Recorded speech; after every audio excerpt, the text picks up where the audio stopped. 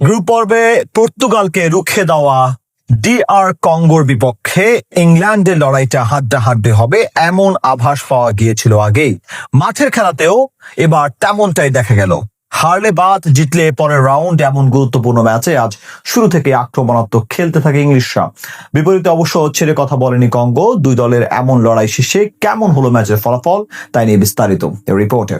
ম্যাচের শুরু থেকেই আক্রমণাত্মক ফুটবল খেলতে থাকে ইংল্যান্ড। দ্বিতীয় মিনিটেই প্রথম সুযোগ পায় ইংলিশরা, তবে কঙ্গোর অধিনায়ক এমবেম্বা বিপদ সামলে দেন। এরপর ননি মাদুয়েকে ও মার্কাস রাশফোর্ড দুই প্রান্ত দিয়ে আক্রমণ গড়ে তুললেও ডেডলক ভাঙতে পারেনি থমাস টুকেলের দল, বরং প্রথম বড় সুযোগেই বাজিমাত করে কঙ্গো। সপ্তম মিনিটে এমবেম্বার অসাধারণ লম্বা পাসে বাম প্রান্তে পেয়ে যান সিপেঙ্গা। ইংল্যান্ডের রক্ষণভাগের ভুলে তিনি অনেকটা ফাঁকা জায়গা পেয়ে যান। আলমেরিয়ার এই উইঙ্গার নিচু শটে জর্ডান পিকফোর্ডকে পরাস্ত করে কঙ্গোকে 1-0 ব্যবধানে এগিয়ে দেন। বিশ্বকাপের নকআউট মঞ্চে এসে আন্তর্জাতিক ক্যারিয়ারের প্রথম গোল পান এই তারকা। গোল হজমের পর স্পষ্টই চাপে পড়ে যায় ইংল্যান্ড। মাঝ মাঠে বলের নিয়ন্ত্রণ হারিয়ে বারবার সমস্যায় পড়ে ইউরোপের দলটি। গোল করতে না পারার হতাশা থেকে 19তম মিনিটে ট্যাকল করে হলুদ কার্ড দেখেন বেলিংহাম। অন্যদিকে কঙ্গোর খেলোয়াড়েরা বেশ আত্মবিশ্বাসের সাথে আক্রমণ চালাতে থাকে। গ্রেসান এমবুকু ও সিপেঙ্গা দুই প্রান্ত দিয়ে বারবার ইংল্যান্ডের রক্ষণে আতঙ্ক ছড়ান। 32তম মিনিটে সিপেঙ্গা দুর্দান্ত ড্রিবল করে ডান দিকের রক্ষণ ভেঙে বাইলাইনে পৌঁছে গেলেও তার শেষ পাসটি উইসার কাছে পৌঁছায়নি।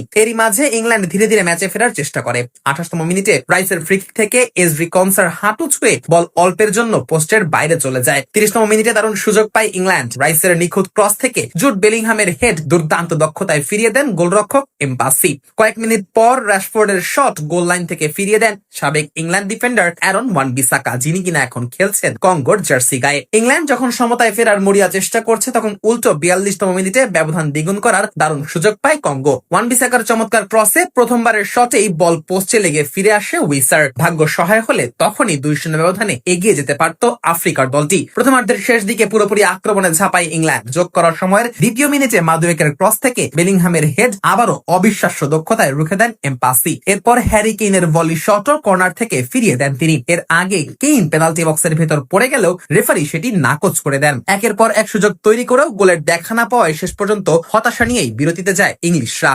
বিরতির পর আক্রমণের তীব্রতা বাড়ায় England. Jude Bellingham, Marcus Rashford ও হ্যারি কেইন সুযোগ পেলেও এমবাসির দৃঢ়তায় গোলের দেখা পাচ্ছিল না দলটি। ম্যাচের 61তম মিনিটে বুকায়ো সাকা ও অ্যান্থনি গর্ডনকে নামিয়ে আক্রমণে নতুন গতি আনেন কোচ টমাস টুখেল। শেষ পর্যন্ত 75 মিনিটে আসে কাঙ্ক্ষিত সেই গোল। বাঁ দিক থেকে গর্ডনের দারুণ ক্রসে হেডে বল জালে পাঠিয়ে 1-1 সমতায় ফেরান অধিনায়ক কেইন। গোল হজমের পর কিছুটা আক্রমণ সানানোর চেষ্টা চালায় কঙ্গো, তবে এবার আর ইংলিশ দুর্গ ভাঙতে পারেনি আফ্রিকার দলটি। উল্টো 86 মিনিটে আবারও স্কোর শিটে নাম তোলেন হ্যারি কেইন। একক দক্ষতায় দারুণ এক শটে বল জালে জড়ান এই তারকা। আর তাতে করে 2-1 গোলের জয় নিয়ে রাউন্ড অফ 16 টিকিট নিশ্চিত করেছে টমাস টুখেলের শিষ্যরা।